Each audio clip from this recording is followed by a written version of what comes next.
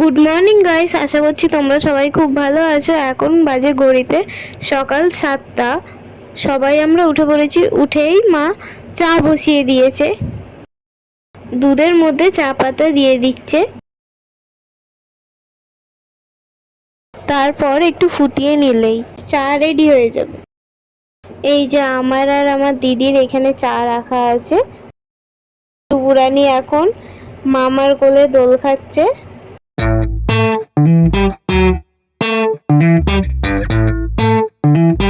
এখন বাজে ঘড়িতে সকাল 10টা। মা মাটনটা বসিয়ে দিয়েছে। মাটনটা বসিয়ে মা শাকটা কেটে নিল। এবার দেখে নাও আমের চাটনি। প্রথমে কুদরি ভাজা হয়ে গেছে, তারপরে শাক ভাজা বসিয়ে দিল। মাটনটা কষা হতে হতে দেখে নাও আমার জামাইবাবুর কিছু ক্লিপ। আমার জিজু সৌদি আরবে জব করে, এইটা ওইখানকার ড্রেস আপ। আমার জিজু সৌদি আরব থেকে কিছু ক্লিপস পাঠিয়েছে, সেগুলো তোমরা দেখতে থাকো।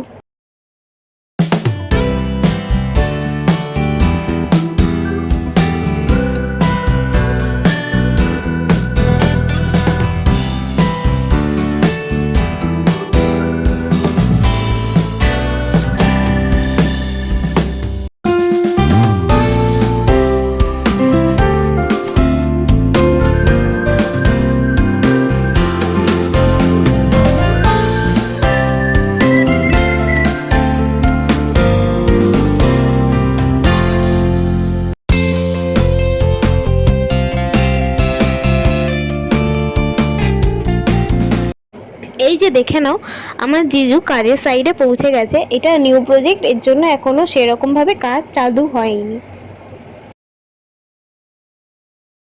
দেখে নাও জিজুর দুপুরের লাঞ্চ। এই যে দেখে নাও আমাদের মাটনের ফাইনাল লুক। দেখে জানিও কেমন লাগছে আমাদের মাটনটা। আর এই যে এত গরমের জন্য সবাই মিলে বসে পড়েছি আইসক্রিম খেতে।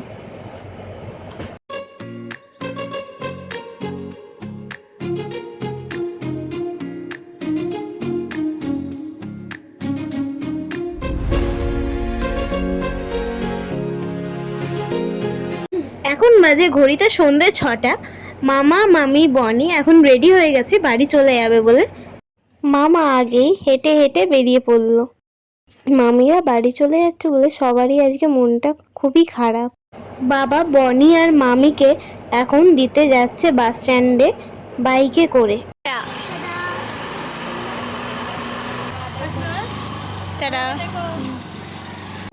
এখন বাজে ঘড়িতে 7টা। আর আজকে আমি ম্যাগি বানাবো বলে আলু আর পেঁয়াজটাকে কেটে নিয়েছি আর ডিমও নিয়ে নিয়েছি। কড়াইতে এখন গরম জল বসিয়ে দিয়েছি ম্যাগিগুলো সেদ্ধ করার জন্য। ম্যাগিগুলো পুরো ভালোভাবে সেদ্ধ করার দরকার নেই, একটু শক্ত অবস্থাতেই নামিয়ে নেব। দেখো আমি সবগুলো ম্যাগি দিয়ে দিয়েছি সেদ্ধ হওয়ার জন্য। ম্যাগিগুলো তুলে নিলাম। এবার কড়ায় সর্ষের তেল দিয়ে দেবো আলুগুলো ভাজার জন্য।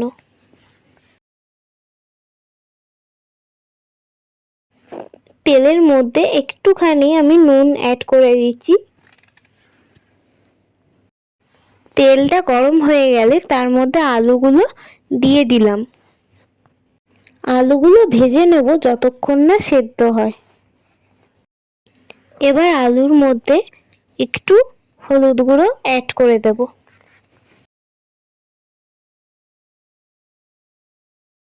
হলুদ গুঁড়ো অ্যাড করে নেওয়ার পর একটু নাড়াচাড়া করে নেব, যাতে আলুগুলোর সঙ্গে ভালো করে হলুদের গুঁড়োটা মিশে যায়। আলুগুলো ভাজা হয়ে এসছে বলে এবার আলুগুলো কড়াই সাইডে উঠিয়ে মাঝখানে একটু তেল দিয়ে তার মধ্যে ডিমগুলো ফাটিয়ে ছেড়ে দেব। আলু আর ডিমটা দুটো একসঙ্গে ভালোভাবে মিক্সড করে নেব। একটা প্লেটের মধ্যে আলু আর ডিম ভাজাগুলো নামিয়ে নিলাম। এবার কড়ায় একটুখানি তেল দিয়ে দিলাম। পেঁয়াজগুলো একটু লাল লাল করে ভেজে নিতে হবে। এবার পেঁয়াজের মধ্যে আদা রসুন কাঁচা লঙ্কার পেস্টটা দিয়ে দেব। এবার আমি মশলার মধ্যে টমেটো কেচাপ ইউজ করছি। টমেটো কেচাপটা দিয়ে ভালোভাবে মিক্সড করে নিয়ে এবার মশলাটার মধ্যে হলুদ গুঁড়ো আর একটু লঙ্কা গুঁড়ো অ্যাড করে দিচ্ছি।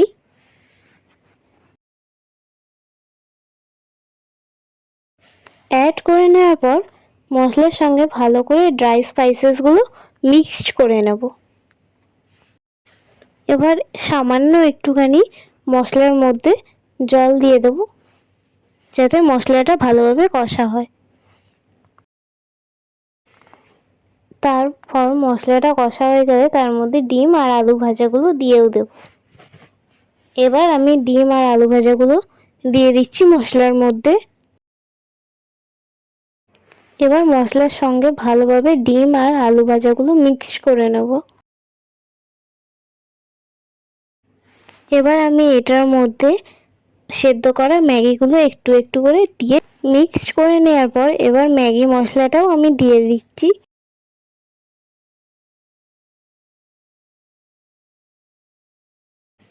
আমার ম্যাগিটা রেডি করা হয়ে গেছে। এবার আমি সার্ভ করে নেব প্লেটে। ম্যাগিটা খেয়ে এখন আমি পড়তে চলে যাব। পড়ে ঠরে এসে রেডি হয়ে চলে এসেছি বার্থডে পার্টিতে। এই যে এই কিউট বনিটাই হলো গিয়ে বার্থডে গার্ল।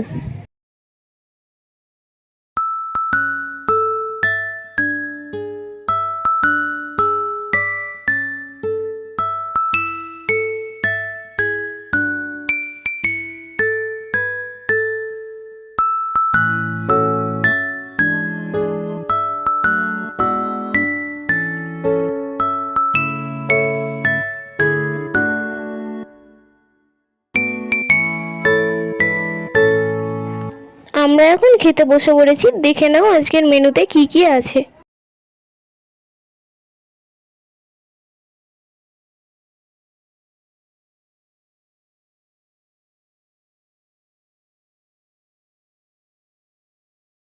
কমপ্লিট করে খেয়ে নিয়েছিলাম মশালা সোডা। আর এই দেখো পানির স্টলটা।